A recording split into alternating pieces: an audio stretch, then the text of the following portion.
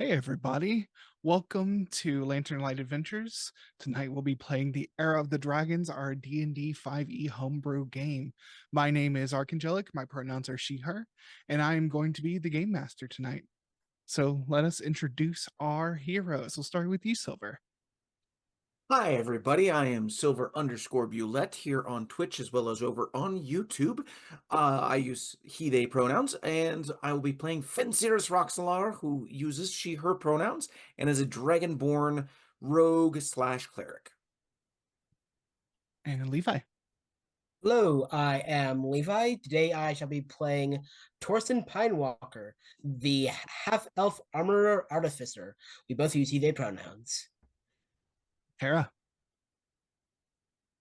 Hi, I'm Tara. I use she, her pronouns. And tonight I'm going to be playing Merlin Hendricks, who is a black chromatic dragonborn wizard who uses he, his pronouns. And Jaden. Hello, everyone. My name is Soliloquy Jaden. I use they, them pronouns. You can find me everywhere online as Fat Sapphic Bro. I will be playing the tiefling barbarian named Grief. Grief uses he, they pronouns and also uses a combat wheelchair. I'm an ambulatory wheelchair user in real life, and that's why I like to use it in game. The combat wheelchair is designed by Mark Thompson, who you can find on Twitter at the username Mustangs Art. Welcome back to our space here at Lantern Light Adventures. This is home to all of our TTRPG and related content on Twitch. All of our games are also uploaded to our Lantern Light Adventures YouTube channel. There's a link to our link tree in the chat right now, and you can click that and it'll take you to all of our various social media pages so you can follow us everywhere we are.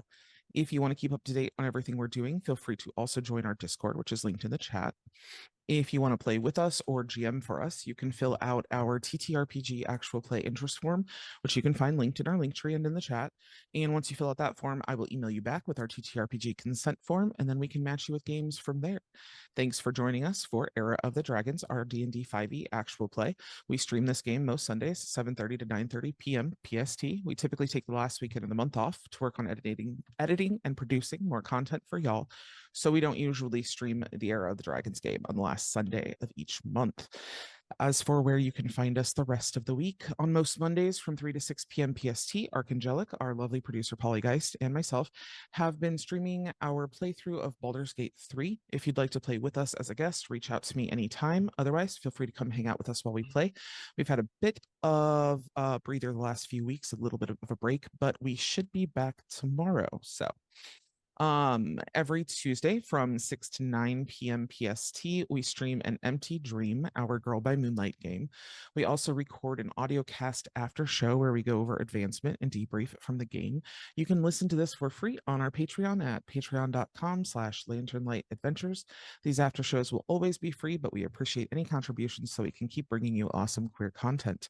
Also, keep an eye out over the next few days as we will be sending out a casting call for our new game that we will be playing, hopefully, starting in May. So keep an eye out for that. And finally, in support of Palestine, there will be a donation link on our Twitch page to donate to Doctors Without Borders. We hope that you will donate whatever you're able as we remain in solidarity for a free Palestine. Thanks. Thank you so much for those announcements. So we will begin with our adventure. Fresh off an operation to break up a smuggling operation ran by the cult of the dragons known as the Restoration, which was by most measures successful, you reported back to Senator Lucelle, or as you better know him, Rami. All the clues you gathered led you to the next leg of this operation being in Winter's Keep by way of Iceport.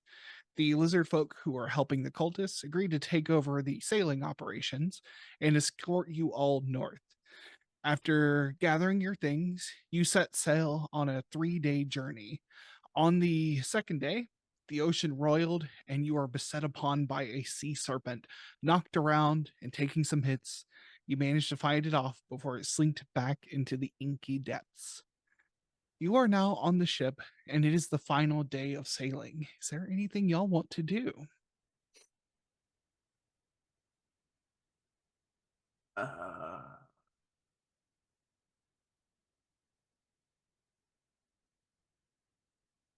Merlin would like to cast his eyes outward at the atmosphere and the environment in which we are encapsulated in.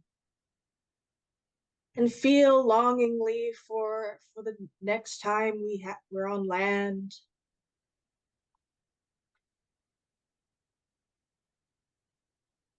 Yeah. So actually, if you are going to like sit on the ship and look outwards, give me a perception check. One moment.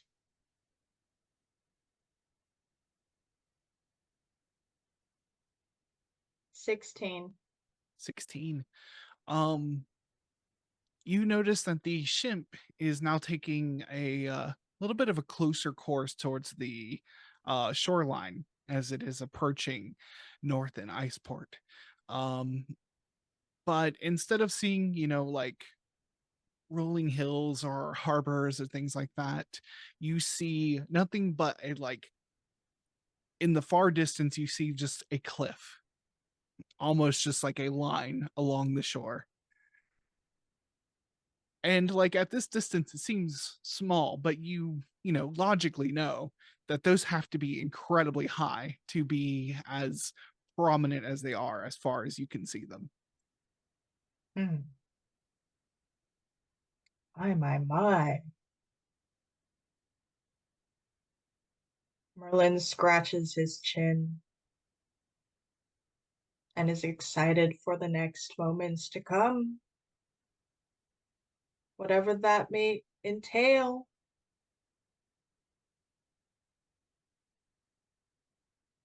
Does Grief have any books or anything that he has been going through in regards to trying to figure out the portal situation?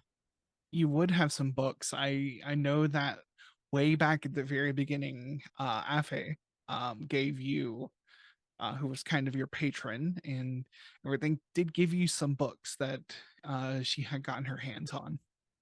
Okay, I'd probably spend a little bit of downtime reading through those. Okay. Give me an Arcana check.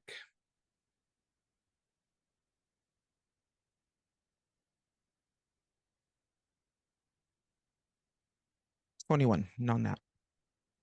21. And so you were given basically a treatise on the it's a treatise on the spell Gate, which is a very high level spell. It does not contain as wizardry and things like that. It's kind of you have to figure out how to channel the magic yourself. So it's not a guide on how to cast it necessarily. It doesn't have like full sigils. It just breaks down the core concepts of what you're looking into. And part of it you come across is that you have to build as part of Gate, build an intention. And intention isn't just like a thought, it's not a mindset. It can be objects from that place, objects that are syncretic to that place, like kind of an effigy of a place you're trying to get to. And it's most of the book goes into this, and this is it's more esoteric than most wizardry gets into, because it traveling the plains is incredibly hard even for a wizard. So as you're reading this, what are you thinking about? What is Grief trying to grasp onto? I think Grief is hoping to find a way to either. So Grief is unsure as to whether or not his wife and young child died or were taken in an attack. And so I think that they're trying to figure out, one, are they no longer alive, in which case this becomes a different sort of problem. And then if they are alive, is there a way to go back enough to intervene the way that he feels like he was supposed to? Because he feels like he failed in his objective of keeping them safe.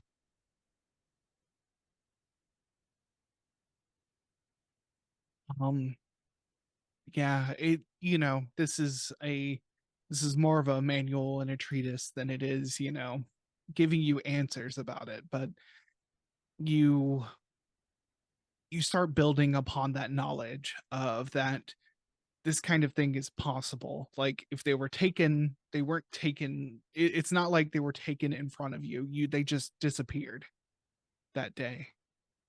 At least that's what you think happened. It's all hazy things. But that's been the kind of thing you've been working with, that you don't think they were like trafficked from there. They were just gone. And you didn't see their bodies on that day either. So, Right. Okay. but you start gathering, you see more symbols, you touch the chest plate, and you think about them.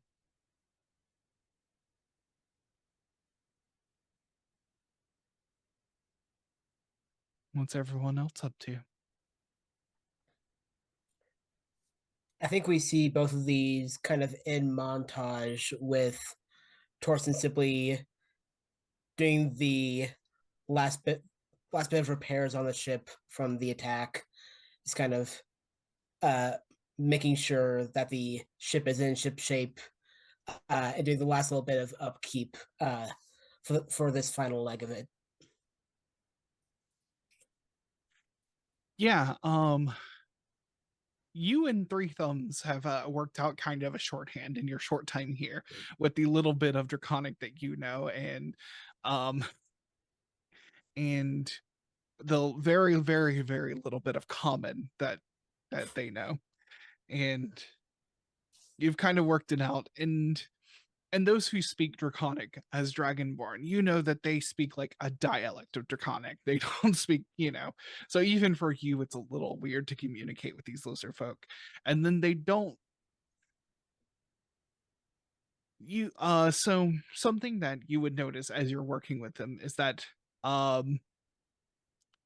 Three Thumbs is more than happy to just patch the ship so it doesn't sink. And how does that make you feel as like an artificer? I think there's a point where he will attempt to explain the like.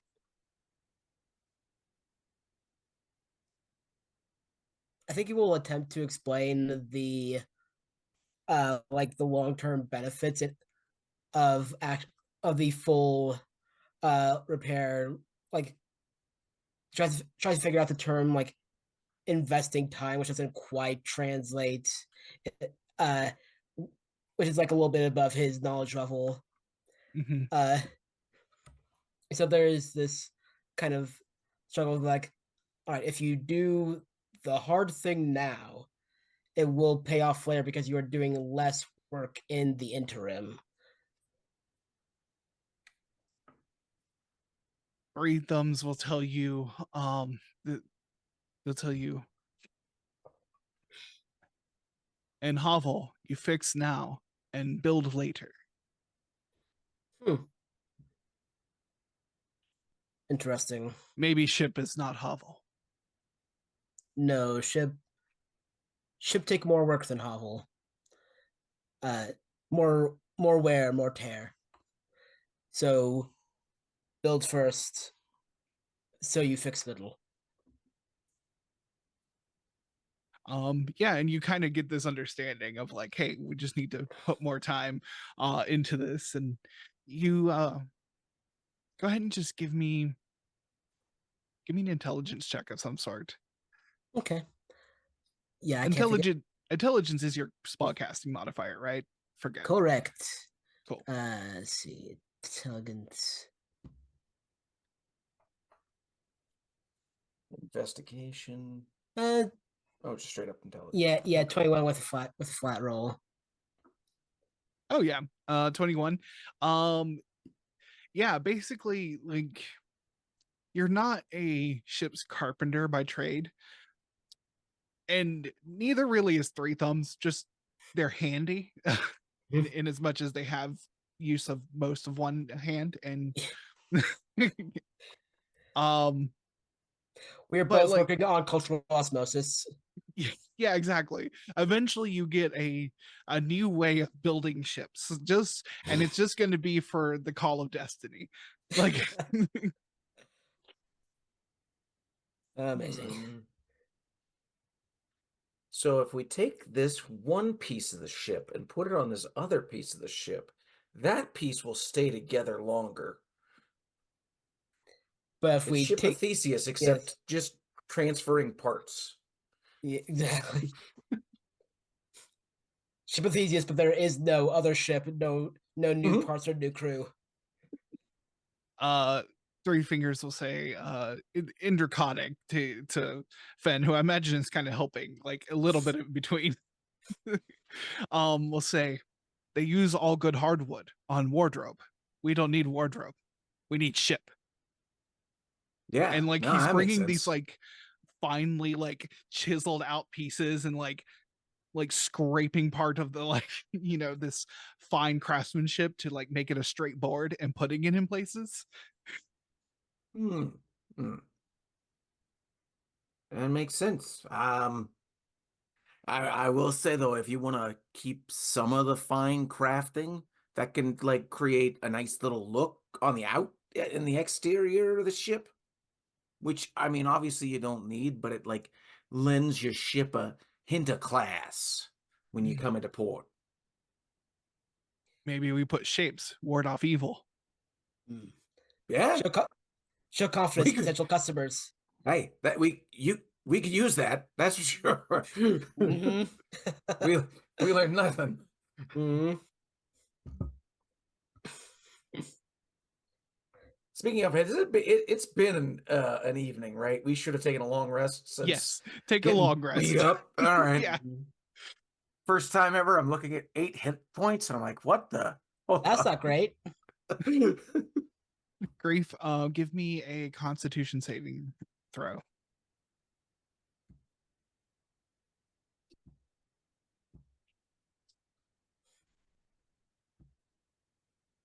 That's a nat one. All right. As you're spending time, and the reason you've been spending time thinking about this and looking at this book is because your dreams, and normally you have that feeling of the like you feel the morning dew, you sense all these things, you run as fast as you can, and the dream tonight, you reach, you crest the hill and you see them, and you see Ramirez with red wings, red draconic wings in your dream, grabbing grabbing your child and fighting with your wife. And the dream ends there. You wake up in a cold sweat as you take a point of exhaustion, a level of exhaustion. Okay.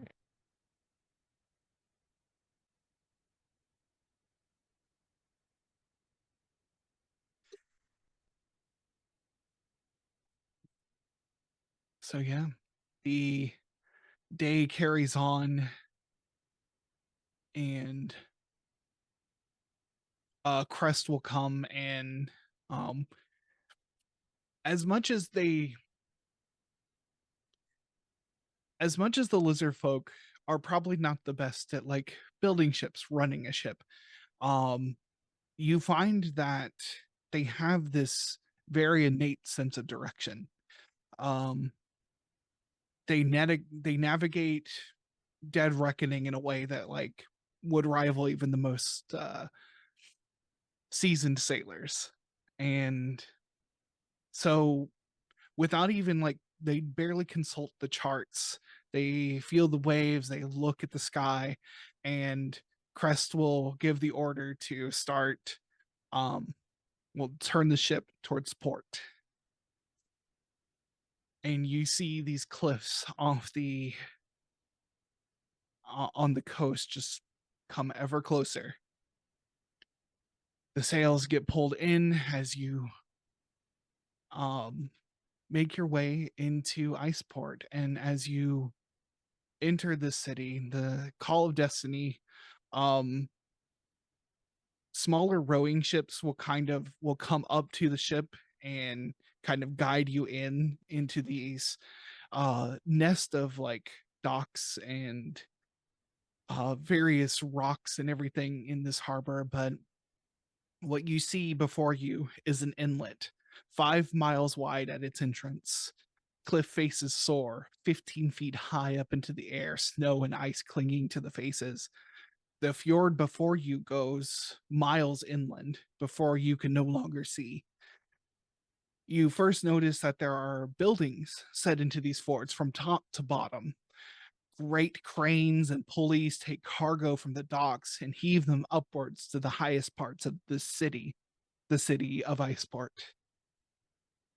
You look out amongst the people of this place and see that it's a mix of giant folk of all ages, though you see the occasional human or dwarf here and there. There are a few shouts of words, but you hear various whistles and calls that echo off the fjord walls. It's almost like another language is spoken in this place to those across from either side of this fjord. Welcome to Iceport. Are we seeing any signs of the dragon cult symbols? And I know there's a few different ones that we've seen so far, but are we seeing anything label-wise? Go ahead and give me a perception check. All right. Woo, that was a big old 6. You do not see anyone who is openly wearing the symbol. You don't see it anywhere. Hmm. hmm, Um, hmm. Crest will tell you, dragons are touchy subject up here. Oh. It's good to know. So careful how we approach it. Yes. When we brought cargo here, it was quiet, hush hush. mm, Makes sense. Okay. Thank you. We appreciate that. I know we told you this much money, but which I don't remember what the money was we negotiated. Maybe it was nothing. Maybe it was just a deal. They basically are operating off the spoils of whatever was left at the warehouse. Fair enough. They're using that as their startup capital. I'm still gonna hand him 10 gold out of my coffers and just say, hey, thank you for safe passage. We appreciate it. Fair winds and following sails to you. Thank you. May your hovel be full of fish. And also with you.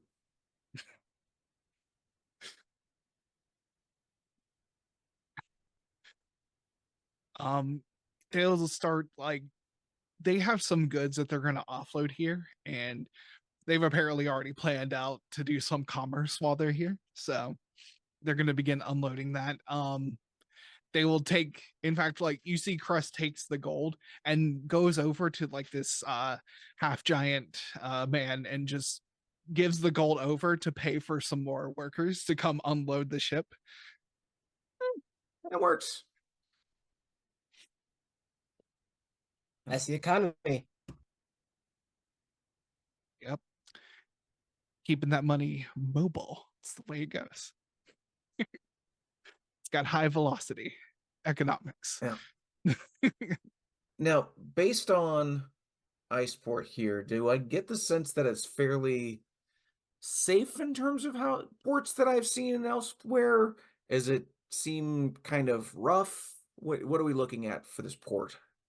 Give me an insight check. All right. Yeah. That's a better roll. It's only still +1. 16. 16. If you were going to guess at safety, so you're looking at this and there's basically kind of 3 tiers to the city. There is the lower tiers where there are workers, dock workers, the ocean spray it gives everything a different feel here. There are like barnacles growing in on most of the buildings down at the lower parts. And you imagine that's probably where, you might want to keep your purse close to you. But as that's, it's a little more rough and tumble. Not that it's, unsafe, but it's, if it was going to happen, it's more likely to happen there, Then Gotcha. there's kind of the middle level where there's like more of your taverns, inns, there's some homes, shops. You see that everything's kind of tight to these cliff faces, and so there's kind of just these rows of like open markets on the side. And on the inner portion are the various like ramps and pulleys and lifts that get people up and down. And then you see at the topmost seem to be the most expensive homes, larger homes, maybe family homes. You're not sure Mhm. quite how things work here, as like I said, it's mostly half giant. And but there's kind of larger dwellings that seem better upkeep. The light from the sun seems to shine up there a little bit more, and where it doesn't reach as low into the fjord. Oh, should not have looked up that way. Ow. Uh, okay. Ben is gonna do something she hasn't done since she got this. She's gonna pull out the professor orb and say, I think we probably need to remain a little quiet, but are you ready to learn?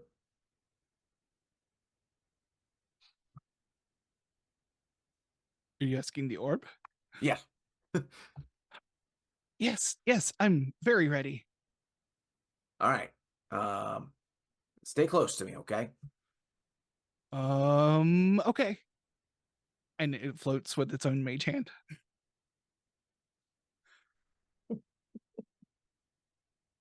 Uh, then And Fen is gonna. Oh gosh. I guess I mean look gather the party together once we get off the onto the dock, I suppose. And say, all right. Um, so first of all, this is in your heads. Uh, the three thumbs. No, who talked to me? Claw. Anyway, you don't mention dragons necessarily. Just a heads up. That's a touchy subject. I think it's going to be more keeping an eye out for symbols. But we do need to figure out where the goods are going here.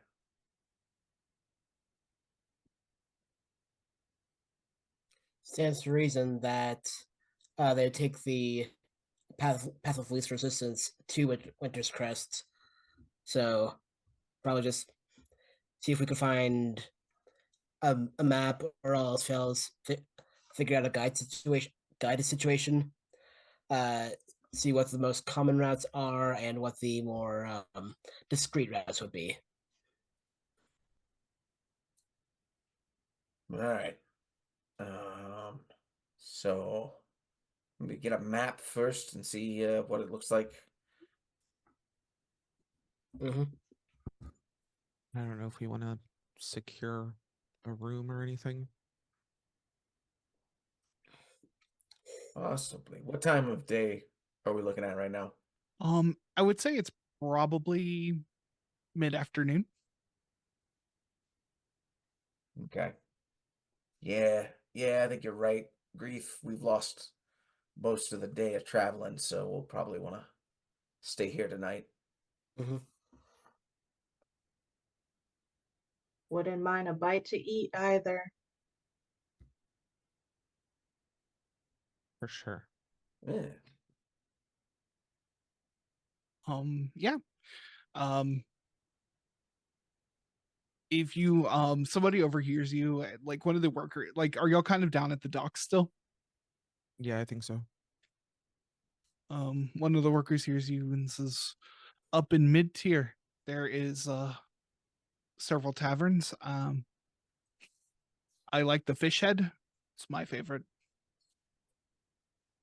Fish All head. right. Okay. All right. Appreciate it. Thank you. Yeah. You all stay safe. Oh, thank you. You too. Fish head. Fish That head. it Sup? is. Fish All head. right. Um, you start to make your way up, and there are two ways to make your way around the city. There are various crisscrossing kind of footpaths that like take your way up. It'll take longer, but there's people who operate these kind of like there's like the cranes for cargo and everything, but there's people who also operate pulleys and everything. It's kind of like elevators. They lifts to take you from places, but um you're kind of observing how people are moving about here, and you see that coin is exchanged to use these lifts, even the which is the faster way. But most people just take these ramps and make their way up. I mean, we have plenty of joint coin. Some kind of people mover. Really is the world of tomorrow, isn't it? It's amazing. Future is now. Let's get a price on that. You'll see that there's this probably teenager, half giant. He's got like kind of scruffy long hair, no beard to speak of, kind of a weak chin, and he says 3 silver, 3 silver, take you straight to the top, 3 silver. Yep, that's fine. Grief will hand over enough for the party. All right. And you see that like he kind of gets in this lift with you and like climbs like it's like 8 feet tall, this like wooden cage that has basically been built. And he kind of climbs to the top of it and starts pulling on the rope and like lets his body weight get the initial like lift up. And you see that there's like probably counterweights up higher. Um and he's just pulling, and as he's pulling, he's like, so what brings you to Iceport? Uh, Uh, Mostly business. Uh, Mostly courier business. Oh, courier business. And now that's interesting. Most people are just, there's some fishermen, some people bring fish from other places. That's always fun. So yeah, I'm guessing courier, this isn't your final destination. Nope. Headed to Winter's Crests. Uh, got a few messages to send directly. You mean Winter's Keep? Oh, Winter's Keep, yeah. Oh yeah. Oh, well, you got that's quite a journey. Yeah, no anywhere where we could get a map of the region. Um, yeah, I mean, you can ask around in the market, see if anyone has a map, but I'm just going to tell you right now, most of that map is going to be blank. It's oh, kind of like, we live in the fjords, but most people live here in the fjords. There's a few others, but this is the largest one. Up top, pretty desolate, pretty frozen. mm. Interesting. So, Oh, but you could take a snowhound. Oh, yeah. snowhound, you That's- say? Tell me more. Oh, there's they raise them up top. Um, basically like they're like really big dogs. People, um, most people raise them for like a race, racing, but some people use them to move goods between places. Mm. I see. Test. Is anyone else concerned about this kid's safety up there, or is it just me? Yeah, I'm it's sure. just go ahead. I'm sure that there's some sort of like harness, kind of safety belt. Kind of like looks up. No, he just standing there. Barefoot. And it's pretty cold here. Like Oh, You look up and you see his little toes are kind of like gripping onto parts of the. If there's any regulation for this, that cannot be up to code. And What's this the is code? Oh no, this was all in Oh. like in the head communication. Oh, that's right. Mhm. Yeah, for the pod, I was doing the Jean Grey finger forehead. uh,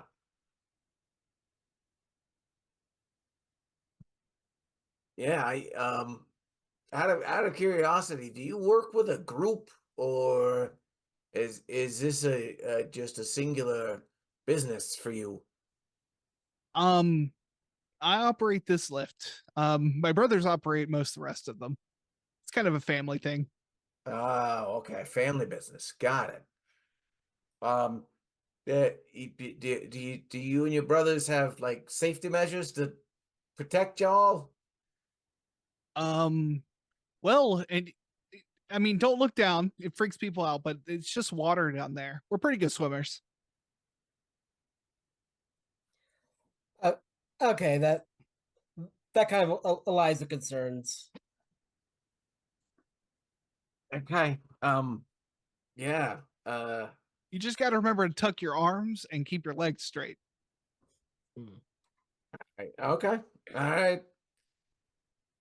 But I would suggest like not as high of a cliff, for your first time.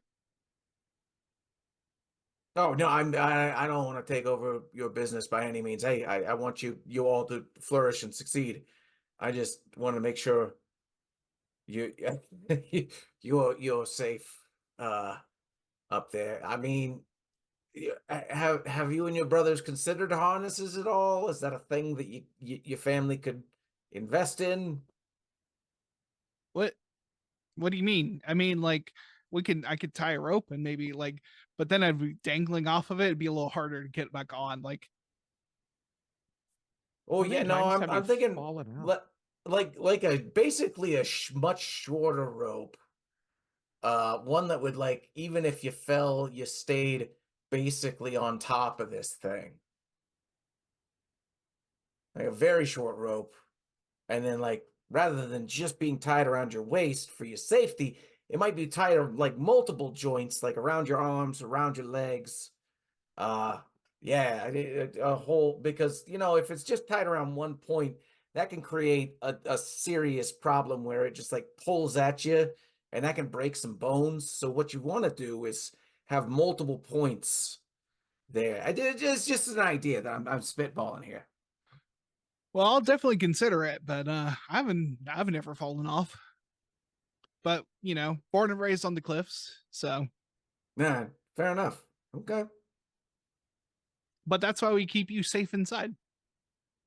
We're the Uh, experts. appreciate it. Well, and like eventually, like comes to like one of this middle levels, which is like you can smell all the food being cooked here. And it's just like this row against the cliff of like various kitchens and stands and everything. And he said, "Well, here's your stop." Excellent. Thank you. Uh, Yeah, Torsten tell you what, will here's hop up, and thanks for the snowhound tip, really helpful. And then we'll like slide 3 silver into his hand. Much appreciated, sir. and I know it's not going to get you all the way there, but here's another gold so you and your brothers can look into a harness system. Again, safety comes first, right? Yeah, I mean, maybe for you. Fair enough. I mean, spend it where you need to spend it, but you know,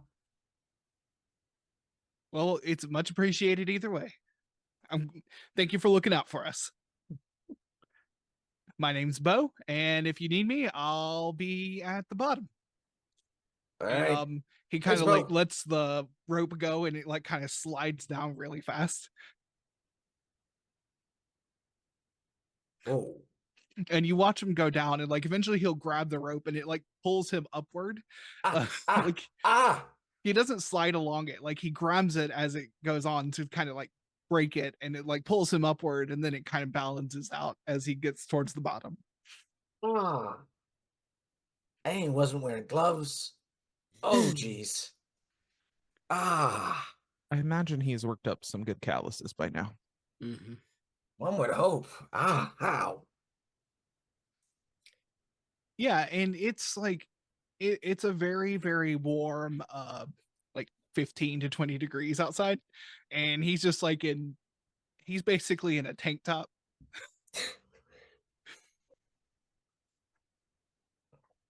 A little bit of anatomy difference, a little bit of acclimation.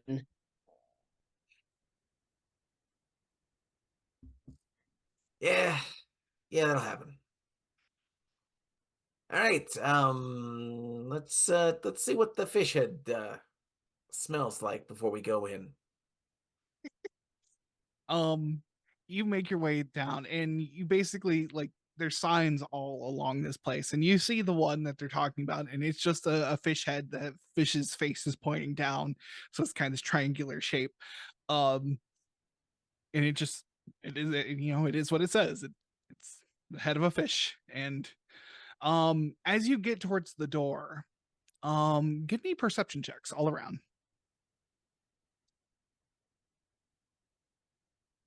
Ooh. 20. Not a nat. 15. Big old 16. 7. 16. 16. Okay. I will say that oh, I forgot what I'll say that everyone but Torsten. Mm-hmm.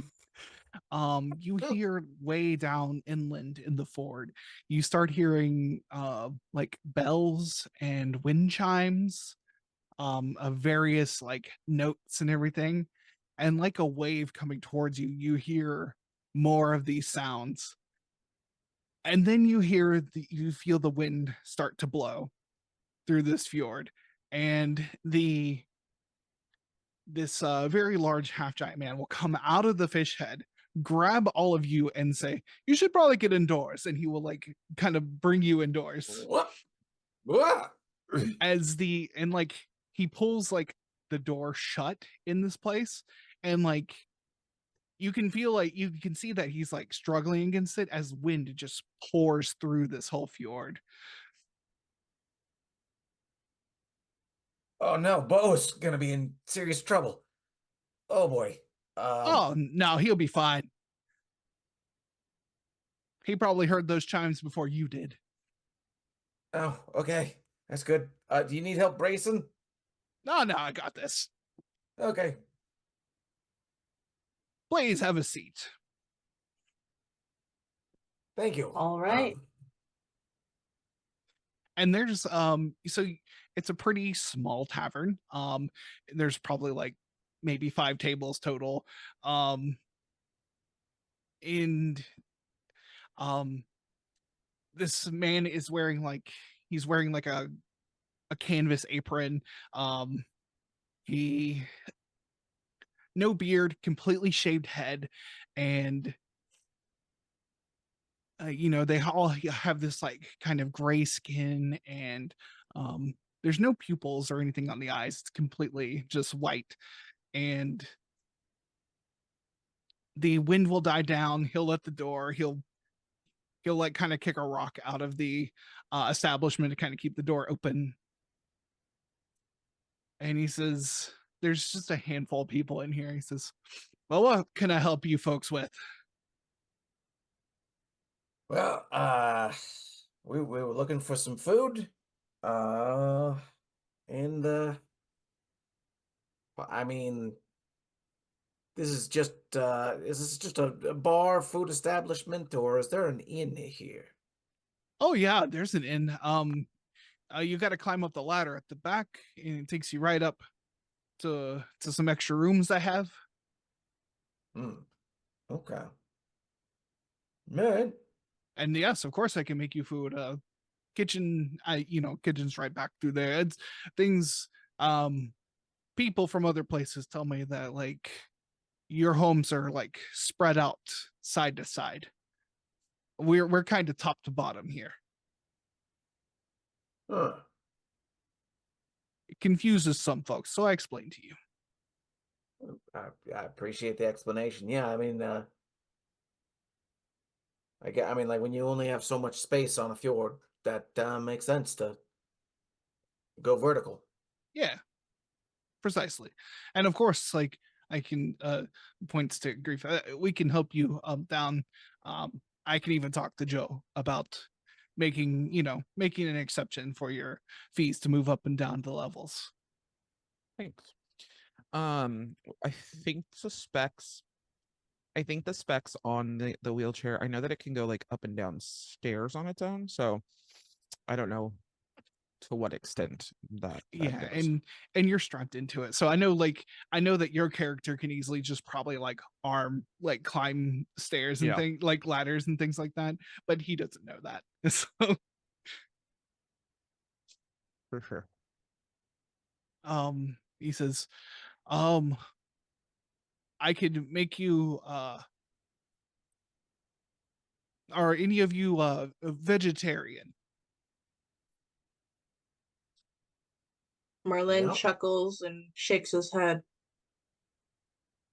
Nope. I mean, I'll eat vegetarian food if that's what you got, but nope. Well, it was just going to complicate matters. That's all. Happy Ah, to accommodate. But oh, sorry, I did not introduce myself. My name is Benny. Benny, good to meet you. I'm Fen. Pleased to meet you. Torsten. Welcome to Iceport. Welcome to the Fish Head. Thank you. Thank you. Yeah. I can we have various types of meat here. We have lobster, we have some shark, we have a catfish. We also have a local delicacy if you are interested.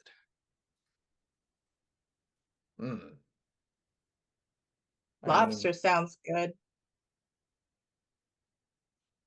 I haven't had catfish in a while. That sounds like the way to go for me. Yeah, it's been a minute myself. Like so, I'll do the same. I think I will also go with lobster.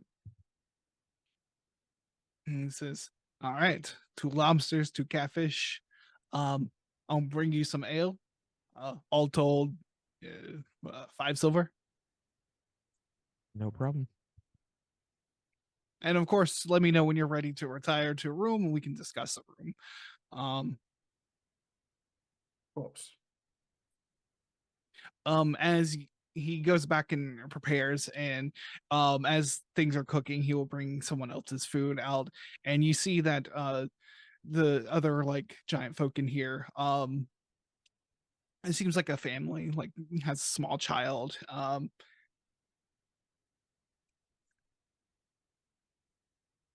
Excuse me, sorry. um and they brought out like this very large fish that is just encrusted in salt, and they all dig into it. They like pull the salt off and just like eat it, kind of with their hands, just kind of pull pieces off and eat it. But Hmm. food is brought out. The lobster is brought out. The entirety of the lobster is served to you, kind of cracked in the middle and served. And the catfish is it's actually breaded and served with it's not potatoes, but you think it's some sort of starchy root vegetable. Hmm. Hmm.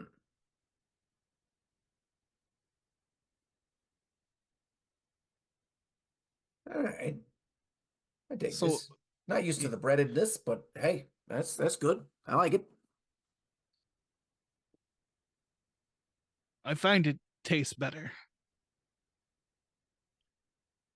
Hmm. Yeah, I like it. Thank you. So what? Is that the delicacy? Is that the local delicacy over there that I see the family Yes, eating? yes, yeah. That's well, we have a name for it, but it's a name in giant. But roughly translated, it's salted fish.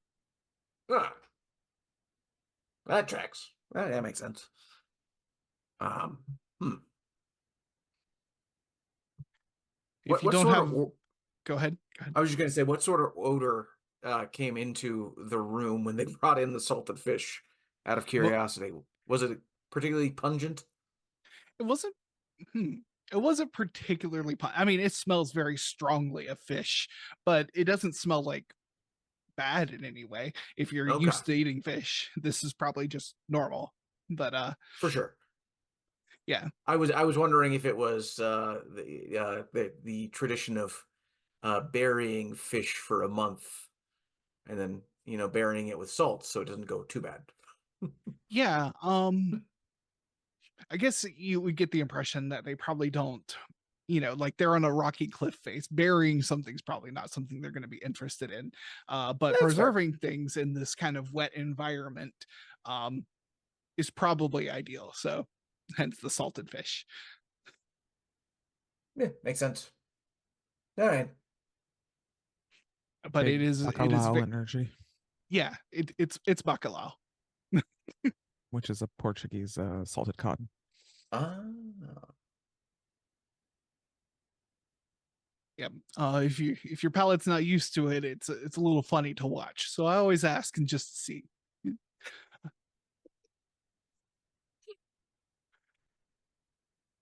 uh, What brings such a interesting group to our humble little port? We're carrying a few messages to Winter's Keep. Ah, going to where the other humans are. Yes, we have a few people to find, a few messages to deliver. Um, Bo actually, he recommend that we rent out a snowhound. Deb to know where that would be. Oh yes, the snowhounds. Wonderful creatures. Basically, if you go all the way to the top, you have to go to the other side. Go all the way to the top. Um, yeah, go to the other side of the fjord. Go up to the top. Um, there's a dwarf man. Names oh, what did he call himself? He says some word in giant. Do any of you speak giant? no, not me, says I. Nope. I think he goes by like, what's the word in common? Beast, something like that. Don't remember. But he's a kind man. Comes down this way sometimes.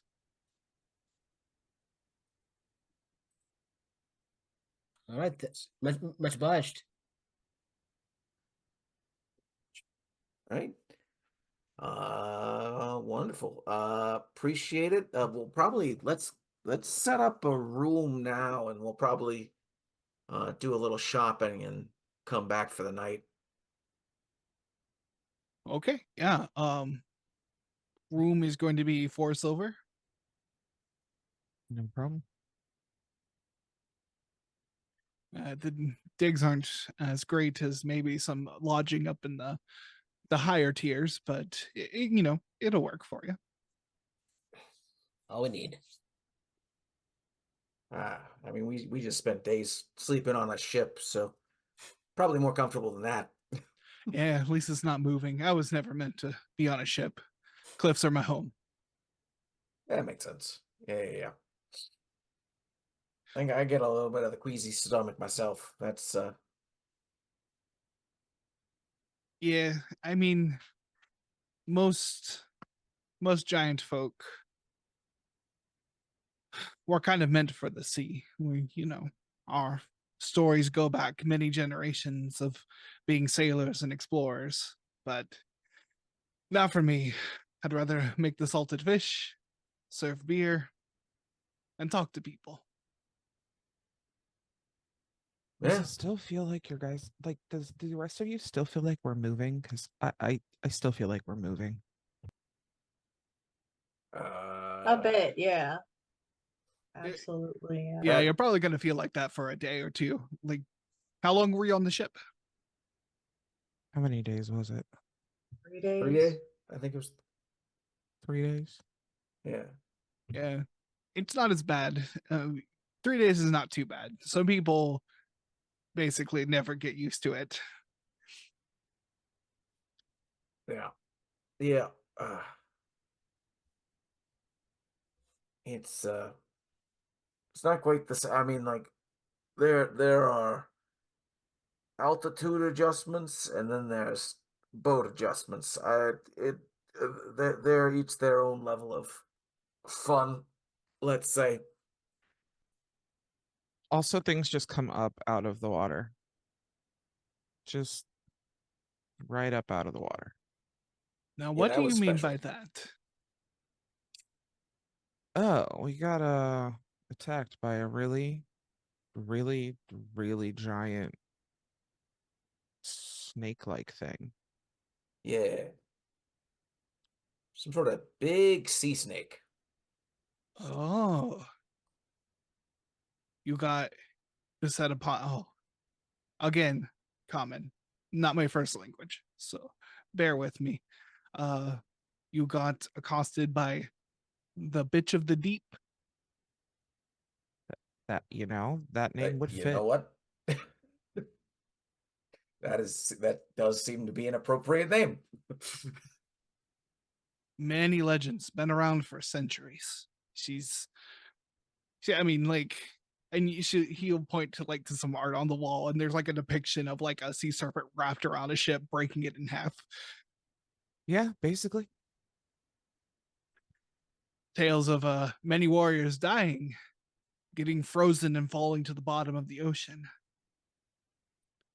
Legends say their bodies are preserved forever, and one day will rise up as a great army. I sure hope not. Well, mean, that's giant end of the world things, but Let's just keep the necromancers away. that's a good call. Some musicians would, certain musicians would really love that in their banners.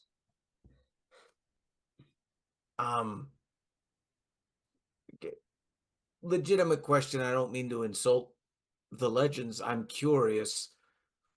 When they say that they're going to rise up, is it in a way that is respected and beneficial, or is it like a terrible thing that they are rising up? Oh, well, I mean, the end of the world is a kind of a terrible thing to begin with. So once you set Yeah, that makes sense. aside, it's like a triumphant afterlife kind of noble death kind of situation. Okay, all right. The god of the I'm when the I'm god not of couriering, I'm a historian by trade, so these sort of things that interest me. yeah, the god of the dead, Wergen, will lead them into a great battle. Hmm. Okay. Yeah. I've heard similar tales from other factions, so yeah, interesting. Finn starts making some notes. Is Sylvia still floating there? The professor warrior? Yeah, I didn't put Sylvia away. She says, now that's super interesting. That's what I'm saying. Yeah. She's trying to be quiet. Like she's just like trying to talk to Fenn. I like that they're just having a little bonding moment over there. Fascinating. No, no. As so as you get settled in and you we go into the next part of this, we should go ahead and take our break. So we'll be back in 10 to 15 minutes with more adventure. See y'all soon in the tavern known as the Fish Head. And You just got a little bit of a story about the sea serpent, the bitch of the deep, and some end of the world lore from the giant folk. What would you like to do now?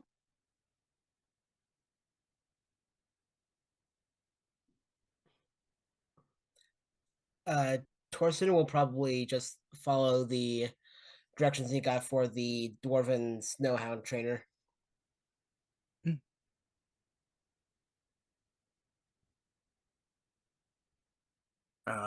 Yeah, we want to go see the train, and we also should probably see if there's a map somewhere around. Somewhere. Yeah, for sure. Okay. As you go out into the market, you're looking for a map. Go ahead and give me an investigation check. Everybody or just somebody? Whoever's gonna look for a map. Well, Finn is definitely looking for a map, Mhm. and I just rolled a 28. 28. Beautiful. Okay. Not that 20, by the way. You look up and down for someone who deals in like books and maps and things. Ultimately you come to someone who actually has a lot of spices, which is not a very common thing here. Right, and it's a human woman, and she has kind of like a kind of dark tan skin, long black hair, kind of just keeps it down. Um, and she will say, "Oh, you're looking for a map? I don't really have a map like going too much inwards. Um, that's not really like what I came here to do. Uh, and it, honestly, like talking to people, it's not really a good idea to go too much inward if you don't know what you're doing. Um, but I do have like a whole map of like the coastline up and down. I have a relative. You said like, are you looking for someplace in particular? Yes. And I will say the name of the place we're trying to get to. Winter's Keep. Winter's Keep. Thank you. Yeah, no, that was not Uh, in my head.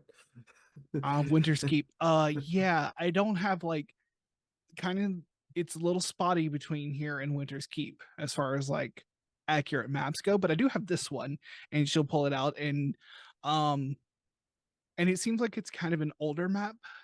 It's like tattered at the edges. And, there's a little bit like of an older common dialect on it, and Hmm. now it shows some of the like mountains and things that are in between here and there. I'm not sure on the scale, but this Hmm. is one of the only maps of like Northern Reach that I have gotten access to. Gotcha. How much you asking for it? Oh, this map, I could part with it 25 gold. Uh, okay. Okay.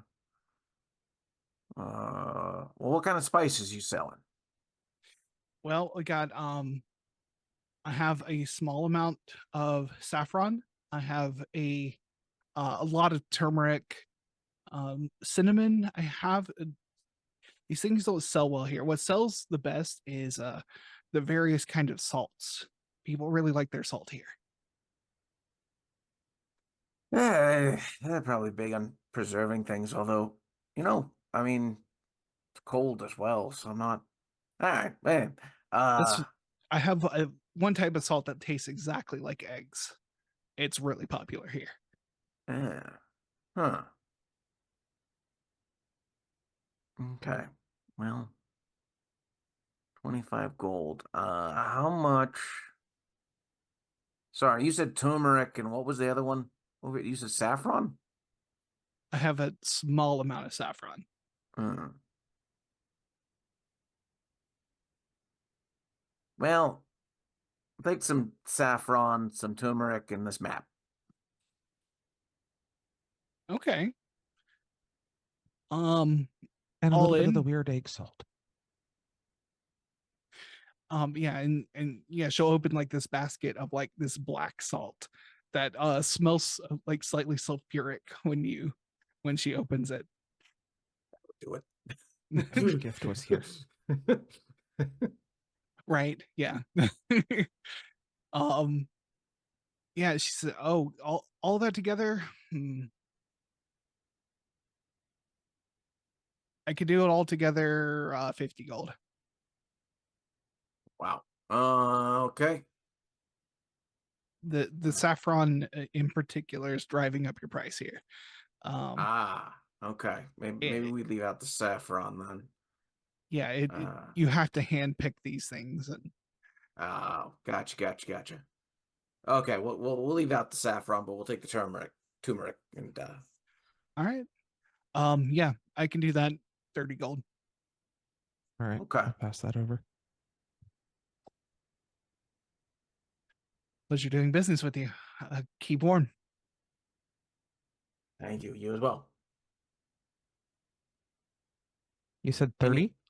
30. Mhm. Okay. How there any much other money? interesting shops around? Oh, sorry, Merlin.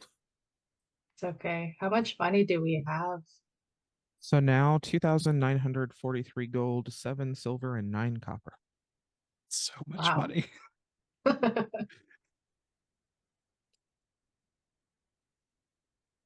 Are there any other like standout, interesting locations around?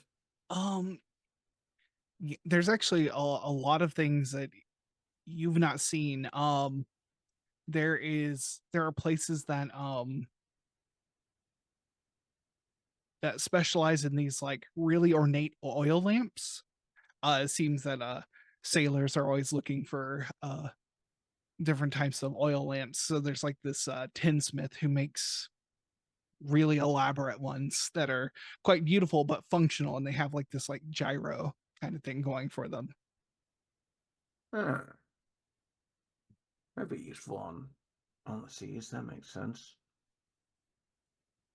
Uh, There are entire markets dedicated. There's like an entire section of the market just dedicated to various forms of seal pelts, um, for making warm clothing, making small boats and things like that. huh. There any like specialized blankets over there? Yeah, there would definitely be like blankets and coats and things of that kind.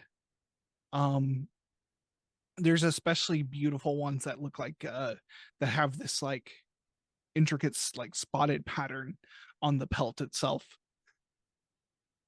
Hmm. Uh, well, we're gonna have 4 party members, one more with the dog. How much does it run? Excuse me. How much for one of these blankets? The blanket, 5 gold. Okay. Will keep you warm for generations. Wow. All right. Uh, interesting. I'll 5. I'll take 5 of those. Just- You have 5 belts.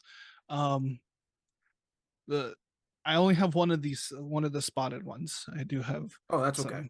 some of the standard ones. That's fine. Okay, yeah, that'll be. You said you want 5 of them. Yeah. I'll make you a deal. Buy one more, and we'll call it good for 25 gold. Oh, sure. I'll take that. And slide over the 25 gold.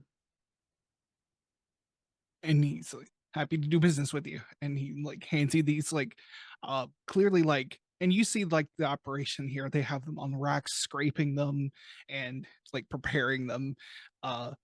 It's a whole like tanning operation down here. This would be in the like lower section of the city where they would do this kind of work, as they kind of wash it with sea salt and everything as well.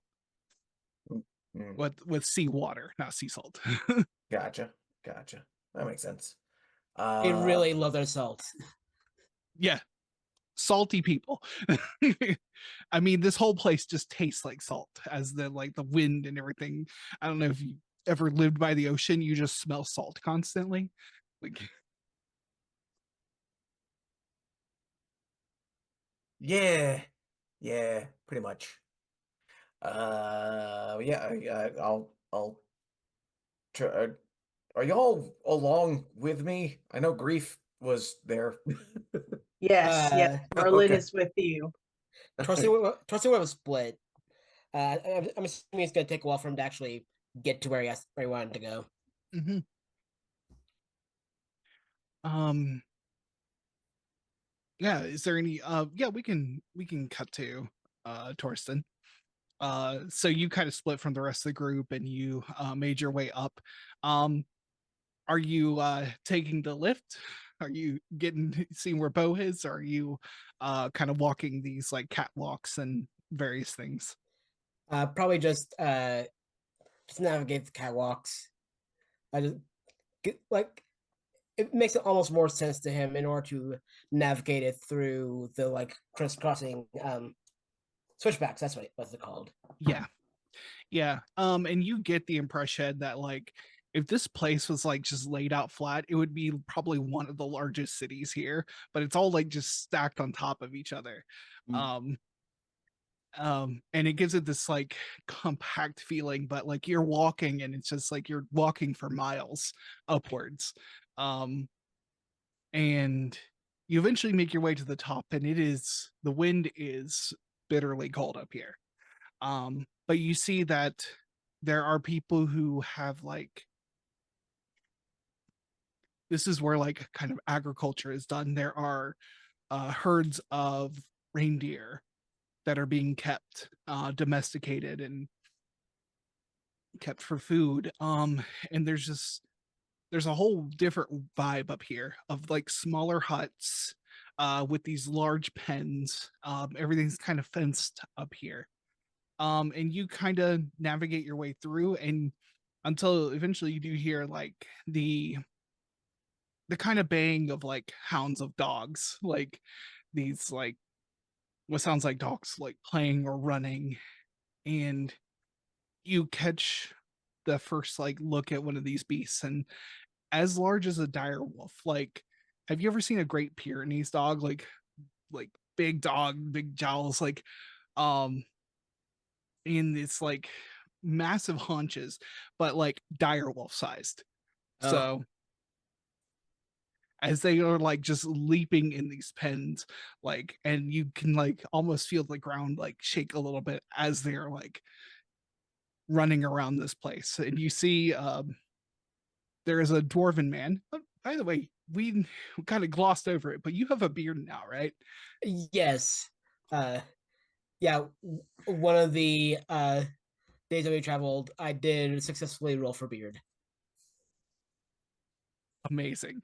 Um, so you see a dwarven man just kind of like covered in those kind of like seal pelts that, you know, they're buying down there. Um, he has this long, like braided into like four braids. Um, just long beard, almost as long as he is. Um, he's got like a leather hat on, just kind of wrapped in fur. And he kind of whistles at these dogs, and they all like come up to him and they sit in front of him, easily like dwarfing him in size. Um, as he is a dwarf.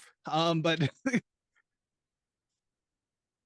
and he's speaking in dwarven to them. I forget what the built of dwarven kind gives you. I know it gives you some like racial abilities of dwarves. Yes. I believe it's a constitution boost, the beard thing. Advantage on persuasion checks with dwarves, and yes, I did get dwarfish from it. Oh, excellent. He's basically like he's saying it in a very stern tone, but he's telling them how good they're behaving.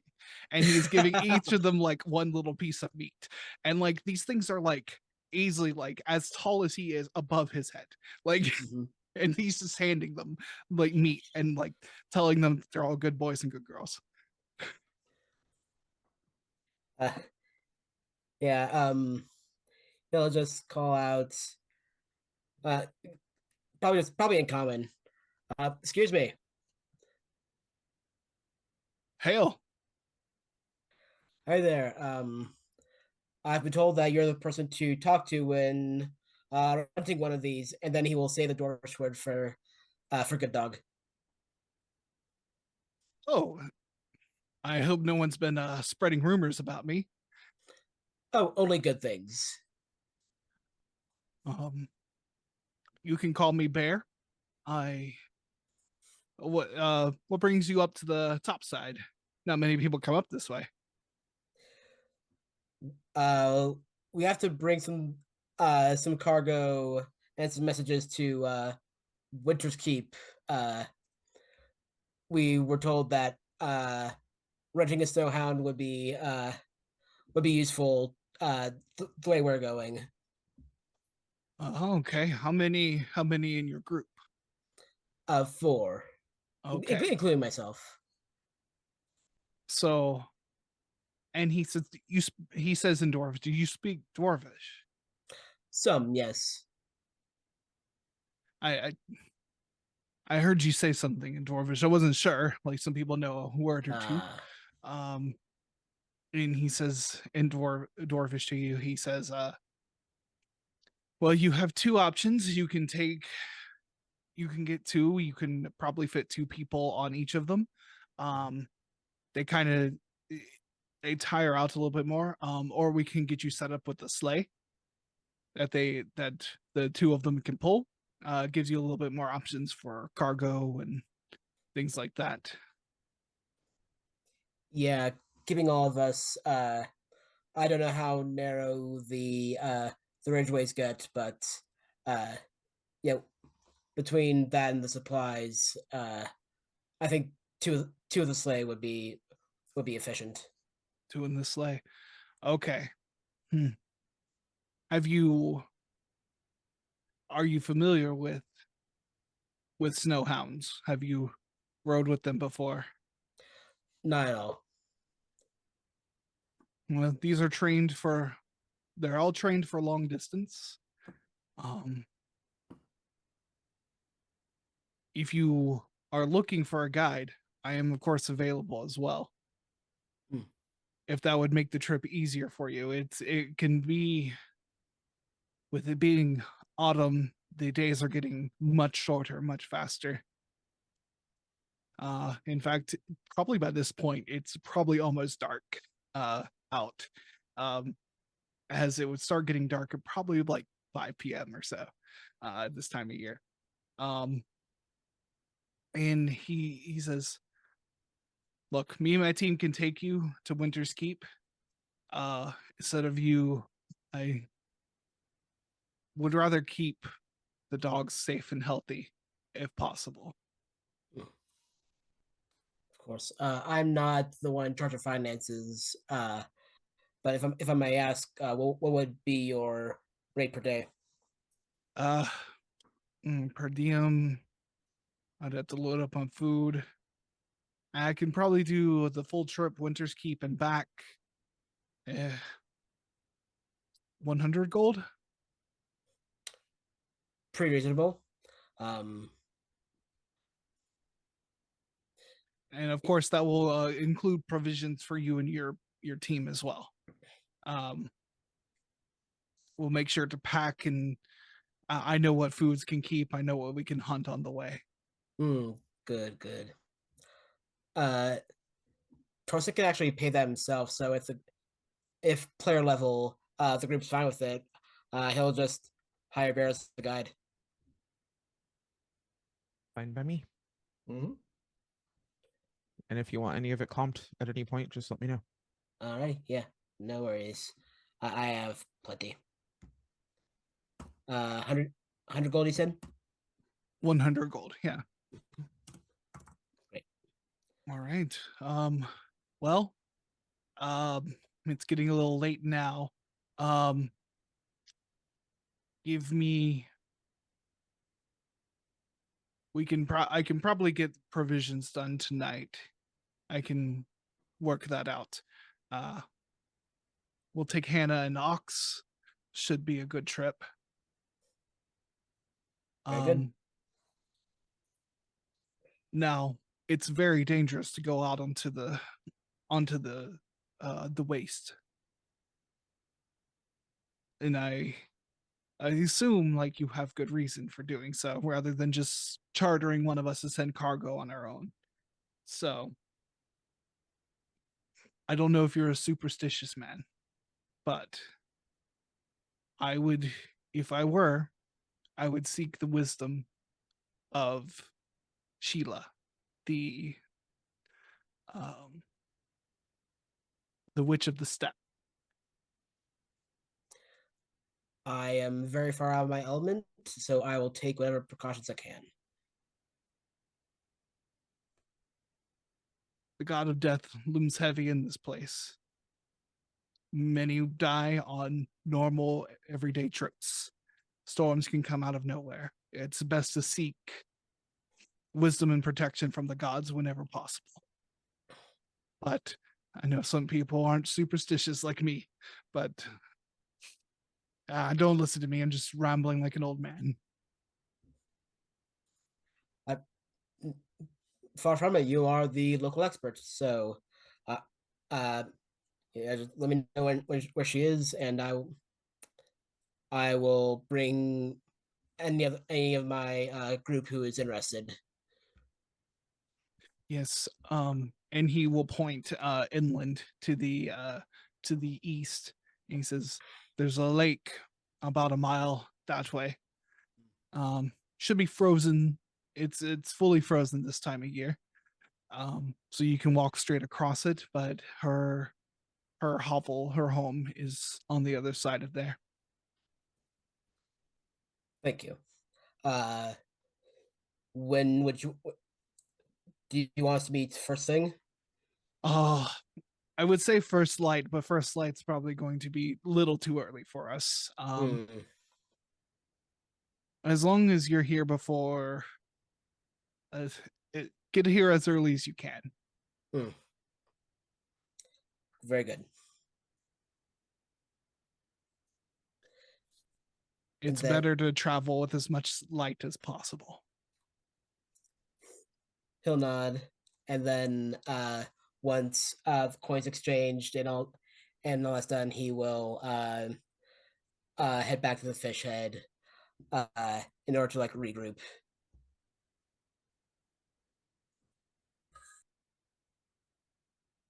All right.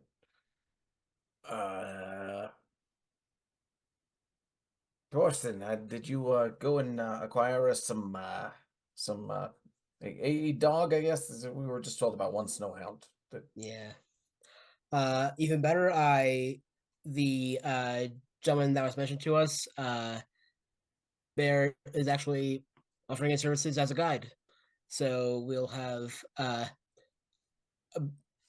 an expert mind there and back. I've also he/I have covered food for the trip, so that's all taken care of. Oh, cool. Thank you. So guide, no dog. No, 2 dogs, sled, guide. Gotcha. Reasonable rates. Reasonable rates. 2 dogs. 2 dogs. Okay. Well, I got us blankets that should keep us warm out there. I only got 6, so the dogs can share. How big are we talking here? He will. He will like move his head to like right at his eyebrow. That big. Probably can't share. Oh, No, okay. no.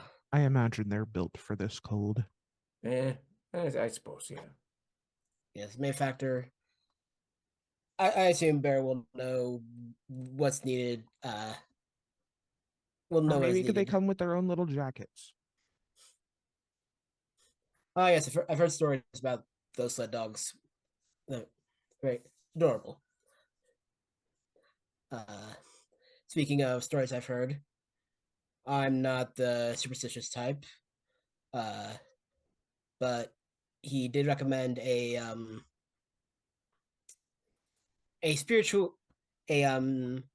spiritual consultation with a witch of the steppe, were his words. Um, I'm not the. It's not quite my speed, but at this rate, I will take the precaution. So I want to extend this to you lots, and Fen. Uh, Apparently, she is in tune with the local god of death, which that's somewhat your style to an extent. The local god of death. Oh, interesting. Huh. It's not necessarily Vergus. No, weirdly similar name, but that's thought for another time. Guess I should meet her then. Mm-hmm. Yeah, I'm game, I guess. Merlin resolves to follow Fen. Yeah, Grief will follow along. Just to like kind of stay with the party. Okay. You make your way up top side. As night crests over this place, it is stunningly beautiful. There are so many stars in the sky. It is so clear, as like most of the light from the city is encapsulated in the fjord, but up here up top it's dark. It's you can see, you know, stars and planets and various things up in the sky. You walk, and it's a little slow going. You're not as used to being in this ice and snow, but you make your way pretty easily to a frozen lake. And as you continue across, you are told about this lake. And as you come to the center of this lake, you see that there is an elk just frozen in the lake, half like half decomposed, but the antlers and body have been like various like herbs and charms and implements have been put around this elk. And you see that written in there are things written in basically giant script uh on these things, on these various implements.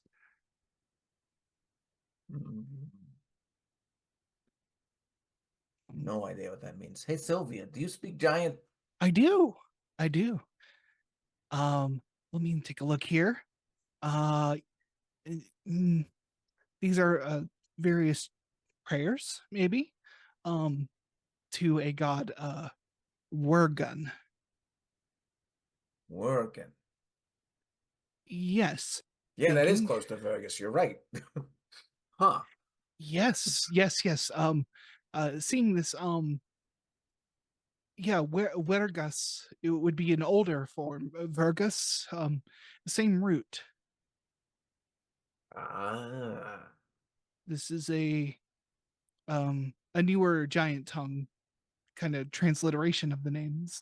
Same god, and clearly a different practice than we see uh in either the kingdoms of the elves or the kingdoms of man, but Yeah, same god of yeah, death. yeah. Interesting. Just beyond anything else, they probably have different gourds up here than we see. Oh yeah, Sylvia, did you know that Vergus always appears with some sort of gourd for a head? I That is usually what is built into the effigies. um Pumpkins are a popular choice, I've though. seen I don't think I've seen him with a pumpkin head yet. Interestingly. Yes. The I know the ritual in Zarkans to put a large pumpkin on the head of the effigy. Hmm. Excuse me. Maybe I miss. Did you said you seen him with it? Have you met the god Fergus? Yeah, we've had a couple encounters. Yeah, Oh, one may have just been a dream, though, to be fair, but one definitely happened. interesting. If you would not mind acting as a primary source to add to the collection that I have, I would love Yeah, to hear your oral history of the situation. sure, of course. And start by laying out what happened uh when I first saw him in that dream state when I fell asleep on top of the roof. Or at least that's what she kind of thinks happened. And then also lays out what happened the entirety of the vampire story because she realizes that Sylvia was put away for that. Yeah, you didn't have Sylvia yet. Oh, I didn't have Sylvia. Right. Yeah. Yep. Oh, this is all very interesting. And like Sylvia is just like a glass orb that glows when she talks. She's just been kind of bobbing along with you, kind of looking and observing. And she says, absolutely fascinating. There are many stories of people who have contacted various gods. Some turn out better than others. It sounds like you had a pleasant experience. Yeah, I mean, Well, maybe not it's the whole heart ripping thing. That might be a negative that experience. it was on the extreme side of things for sure. But you know, that's about the only way he could take care of that situation, I'm guessing. So makes sense.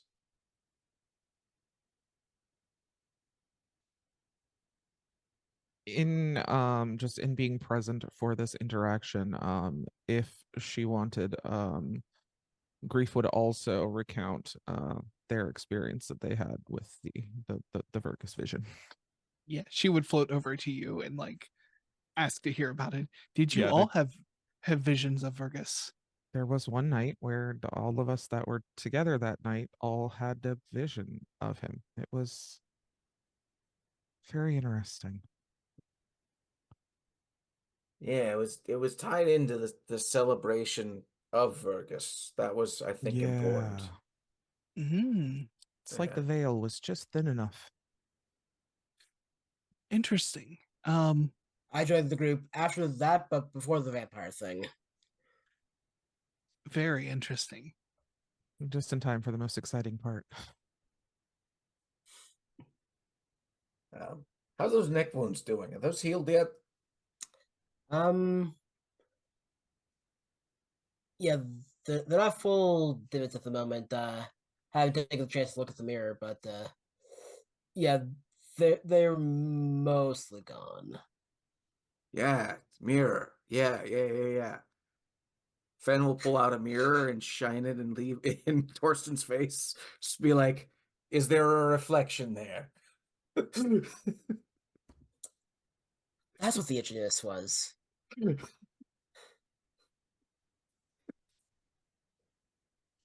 Huh. Yeah. Okay, there's still a bit of a mark. Probably gonna. Yeah, deep enough to draw blood. Probably gonna scar, but not. But yeah, That's not At least you have a cool story to tell. exactly. Yep. And luckily it's the story you can tell. That's the other good Mhm. news. And most of the witnesses are still alive. True. True. Uh all right, I think we've spent enough time outside here. Should we knock? Yeah, that's Yeah, you come to a what this dwelling is seems to be like made of like built up earth that's like built into a mound. Snow has covered it. There are openings where like windows have been put in. But what really gives it away that it is a dwelling is that there is smoke billowing from the top of it. And it's Ah. easily like 10 feet high. It's enough for like a very large person to stand inside of it. Oh. Okay. That's don't know what I was picturing, but it's a big dwelling. Yeah. Finn's gonna knock on the door. You knock on the door and the door opens and a giant folk woman, like wearing some sort of crown with like antlers on it, pokes her head out. Her various like tattered robes that are all layered on each other kind of just billow forth from inside.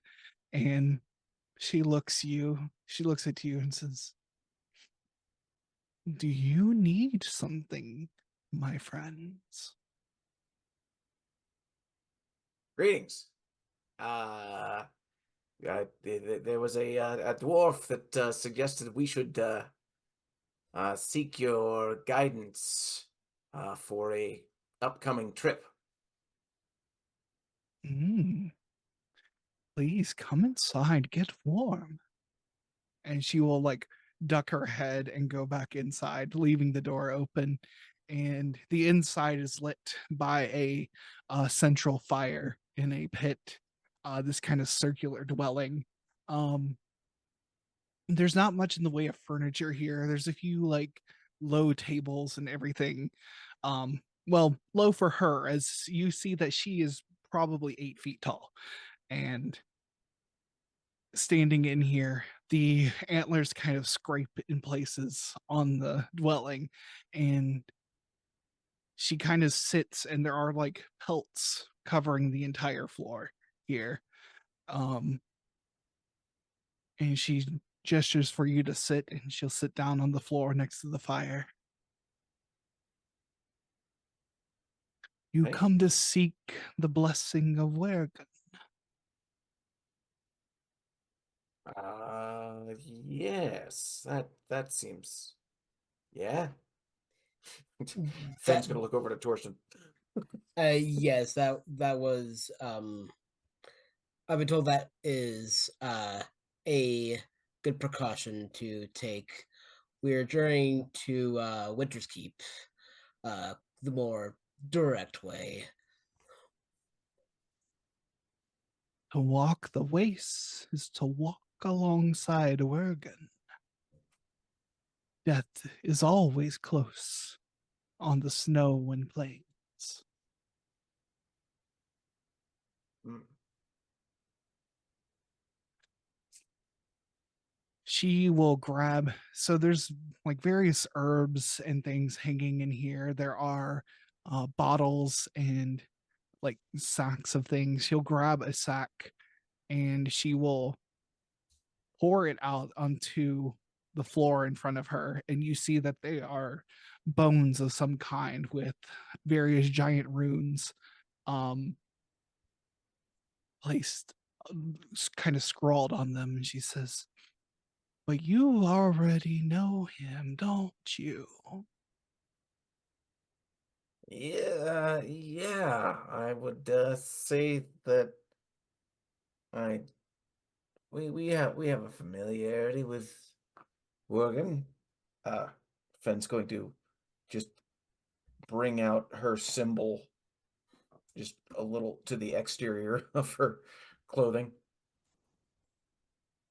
"You from the warm places, where he draws at the end of a harvest.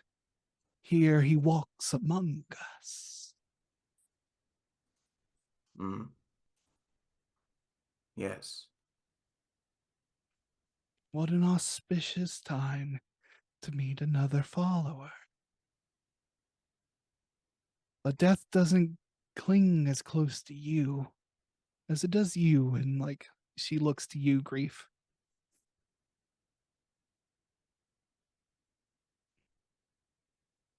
Why are you searching for death.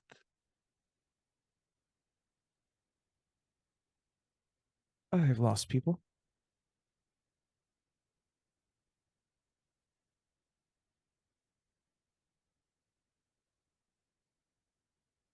What do you hope to find if you see his door? Well, I mean, right now we're just trying to get somewhere without dying. I'm sorry. I muse too much. Yes, yes, I shall make you talismans. Do you have something to offer?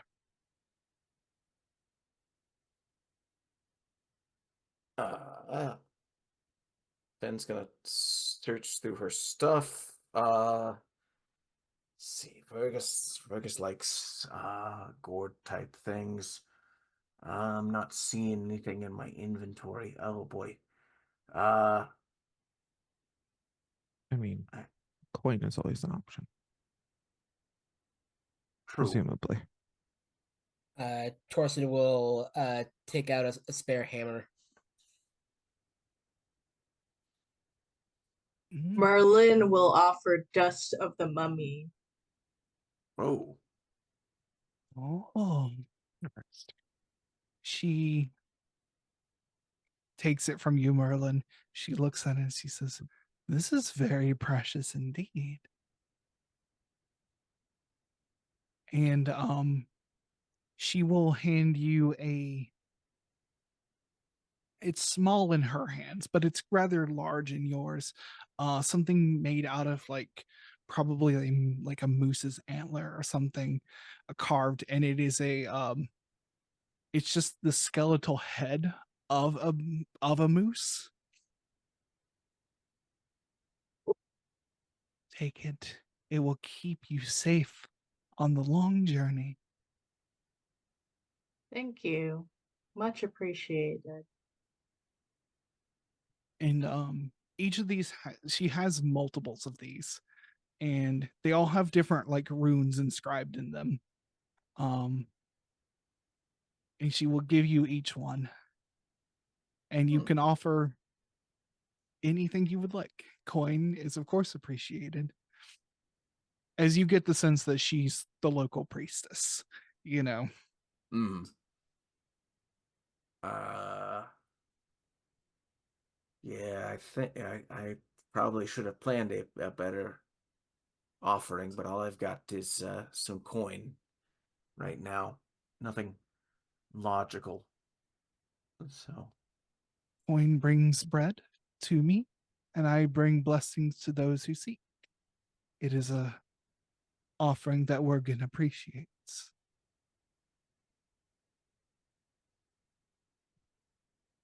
I'm gonna drop 5 gold pieces. You are very kind, my sister.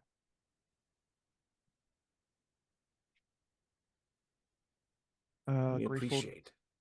throw in 10 gold, and we'll also take a moment um to use the what is it called? The Illuminator's tattoo. Because I can write something that's invisible to only the person I address it to.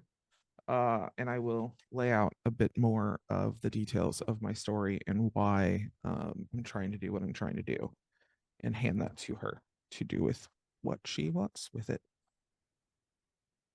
You give this to her, and she looks at it.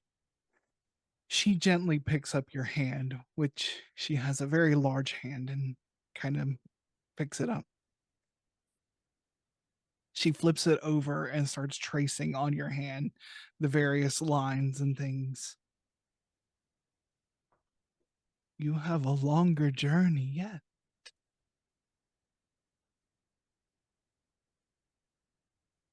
I hope you find your peace.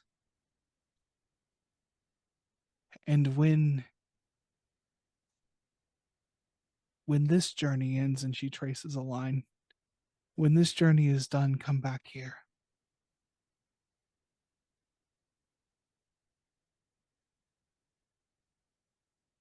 Thank you.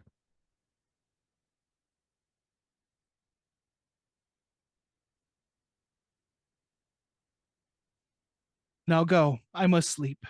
And she stands up to her full height. Of course. We appreciate your time. Thank you. Yeah, Torsten will make his way out. And she'll come to the door and she says,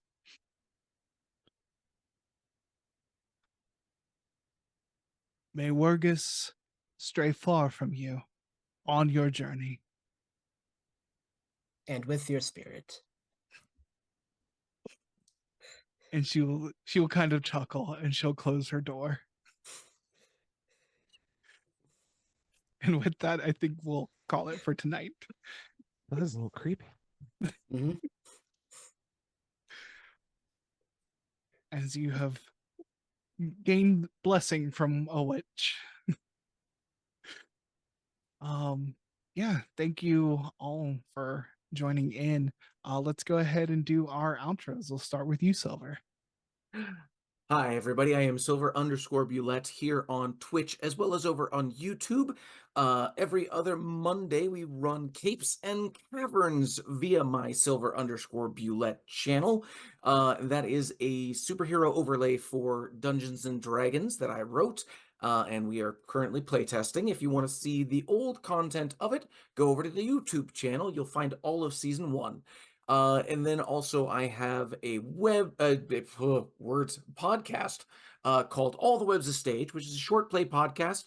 It'll take up about 20 minutes of your time in episodic chunks, and you'll get to enjoy some personally written scripts, some new scripts you've never heard before that are only like 5 minutes long.